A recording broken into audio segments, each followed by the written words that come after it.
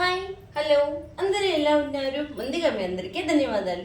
ఈరోజు మనకి తోటకూర పెసరపప్పు ఫ్రై అండ్ ఎగురు అనమాట. తడిపొడిలాగా తోటకూరని చాలా విధాలుగా వండుకోవచ్చు. పులుసు వండుకోవచ్చు, కర్రీ చేసుకోవచ్చు, ఫ్రై చేసుకోవచ్చు. ఈరోజు మనం పెసరపప్పు వేసి డిఫరెన్స్గా కర్రీ అయితే చేయబోతున్నాం. ఫస్ట్ ఇక్కడ నేను పెద్ద తోటకూర చాలా బాగుంది, చాలా నేతగా కూడా ఉంది. చూడండి, ఒక్కొక్క చెట్టు ఎంత బుజ్జిగా క్యూట్గా ఉంది కదా. అయితే దీన్ని నేను 4 times మంచిగా వాష్ చేసేసి ఇలా ఒక జల్లెల్లో అయితే పెట్టేసుకున్నాను. అయితే దీనికోసమే నేను ఒక అరగంట ముందు కాస్తంత పెసరపప్పును కూడా ఒక గిన్నెలో అయితే నానబెట్టుకున్నాను. ఓకే, ఇప్పుడు ఈ తోటకూరకు కావాల్సిన ఇంగ్రీడియంట్స్ అయితే చూసేయండి. ఓకే, జాలీలో వేసుకున్న ఈ తోటకూరను ఒక పక్కన పెట్టుకుందాం. ఫస్ట్ ఇక్కడ నేను 30 రూపాయల తోటకూర తీసుకున్నాను. 10 కట్టలు అయితే ఇచ్చారు. ఈ కప్పుతో కప్పు ఇలా తలగట్టుకున్నట్టు పెసరపప్పు అరగంట ముందైతే నానబెట్టుకోవాలి. ఇక్కడ మనం తీసుకునే తోటకూరని చిన్న ముక్కలుగా కట్ చేసుకోవాలి. తీసుకున్న పెసరపప్పు తోటకూర కోసం 2 ఇలాంటి మిడిల్ సైజు ఉల్లిపాయలు తీసుకొని చిన్న ముక్కలుగా కట్ చేసుకోవాలి. పైన బాండీ పెట్టుకున్నాము. ఈ బాండీలో 3½ స్పూన్ వరకు నూనెను పోసుకోవాలి. పోసుకున్న తర్వాత కాస్తంత జీలకర్ర మనం 1½ స్పూన్ వరకు జీలకర్ర వేసుకోవాలి. కాస్తంత ఆవాలు వేసుకోవాలి. ఆవాలు జీలకర్ర చిటపట్లు ఆడించుకోవాలి. ఆడించుకున్న తర్వాత ఉల్లిపాయలు వేసుకోవాలి.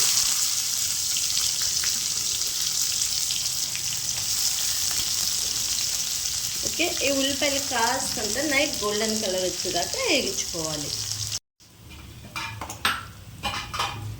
మన ఉల్లిపాయలు అయితే మంచిగా ఇలా నైట్ గోల్డెన్ కలర్లోకి అయితే వేగిపోయాయి కదా. తీసుకున్న తోటకూర అంతా ఇలా చిన్న ముక్కలుగా కట్ చేసుకున్నాము. ఇది వేసేసుకోవాలి. ఇందులో వేసుకున్న తోటకూరని ఒకసారి మంచిగా కలుపుకోవాలి. కలుపుకున్న తర్వాత మనం అరగంట ముందు పెసరపప్పు నానేసుకున్నాము కదా, మంచిగా ఇలాగైతే నానిపోయింది.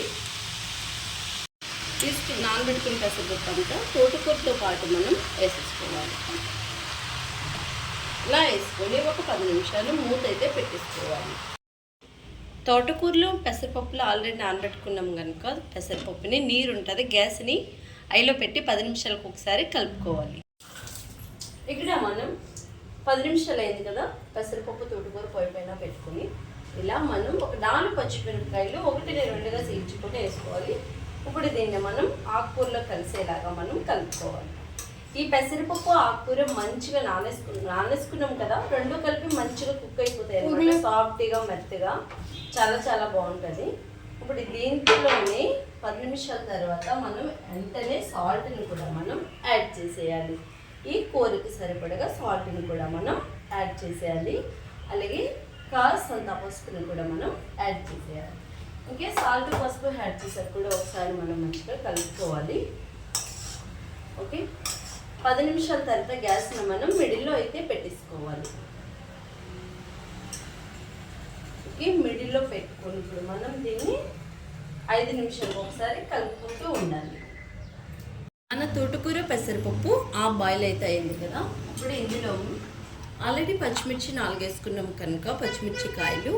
ఇప్పుడు దీంట్లో మీ రుచికి సరిపడగా కారాన్ని వేసుకోవాలి. కలిసేలాగా మనం మంచిగా కలిపేసుకోవాలి.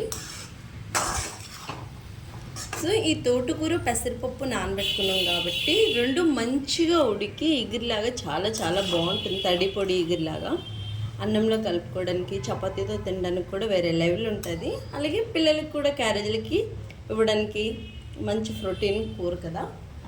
ఓకే, మూత పెట్టేసుకొని ఇప్పుడు గ్యాస్ని మనం సిమ్లో ఫుల్ తెచ్చేసుకోవాలి. తోటకూర పెసరపప్పు ఇలా అయితే వచ్చేసింది. ఎగురు చాలా బాగుంటుంది. రైస్ లైక్ టేస్ట్ వేరే లెవెల్. వీడియో మీకు కూడా నచ్చిందా? అయితే ఎందుకంటే తెలిసింది వెంటనే స్టార్ట్ చేసింది మీ కిచెన్లో కూడా. నెక్స్ట్ మంచి సరుకు తీడితో మళ్ళీ కలుసుకుందాం. అంతవరకు మా ఛానల్కి ఒక లైక్ చేయండి. నెక్స్ట్ మంచి సరుకు తీడితో మళ్ళీ కలుసుకుందాం. అంతవరకు మీ అందరికీ బై బాయ్.